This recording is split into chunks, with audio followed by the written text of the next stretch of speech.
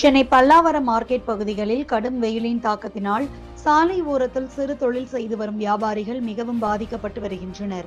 இதனை கருத்தில் கொண்டு செங்கல்பட்டு மேற்கு மாவட்டம் பல்லாவரம் மேற்கு பகுதி தலைமை சார்பில் 50க்கும் மேற்பட்ட சாலையோர சிறு தொழில் செய்யும் வியாபாரிகளுக்கு நிழல் குடை வழங்கும் நிகழ்ச்சி பல்லாவரம் மேற்கு பகுதி தலைமை பொறுப்பாளர் தேசகுமார் ஏற்பாட்டில் நடைபெற்றது.